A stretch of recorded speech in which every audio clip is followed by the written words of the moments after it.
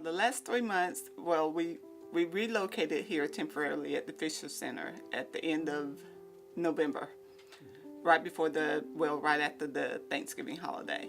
We're very grateful for this space over here at the Fisher Center, because without it, then we definitely would not have met the deadline of getting back over there to the library. And we moved a lot of books. We probably moved over 7,500 books altogether, and probably 5,000 or so movies, 10 computers, and so just trying to adapt to make sure that the patrons have what they need. We had to get ready for this construction piece, we had to actually kind of foresee what our patrons wanted, and we went through and made clear selections of what we would bring over here at the Fisher Center to try not to miss a beat with our patrons.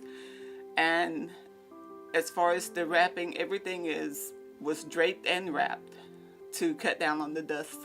And the construction crew has been very helpful to us. We can go in and they don't mind us tearing it apart. They'll just re-wrap it again.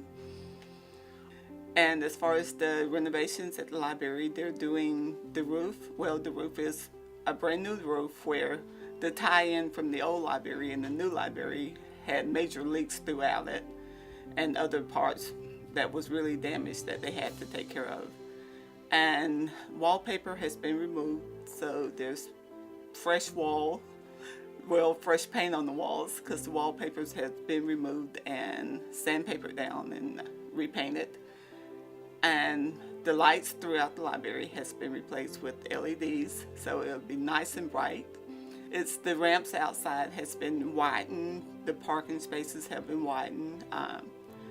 The ramp, as far as going into the library, has been lengthened and widened for easy accessibility.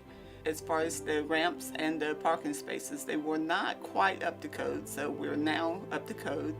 The bathrooms they've been remodified as far as the ADA, and now we're fully accessible, so that's great. The flooring as well has been, it will be demoed Saturday, and starting next week they'll be putting in new flooring. With the help of my board, we are working on the technology piece to increase, maybe putting in smart boards and stuff like that. Right now our computers are up to date. Everything that we do is up to date over there. On the outside, which is going to be the best part of it, is we're going to have lights on the outside that will illuminate the building itself. So they're color changing, and there's a lot of different things that they will be doing with the lights, programmable.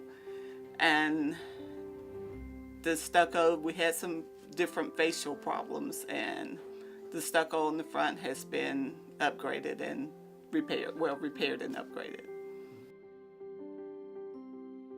We have patrons coming from Evergreen, Atmore, Flomaton, even some from Century, McDavid, and the J, of course.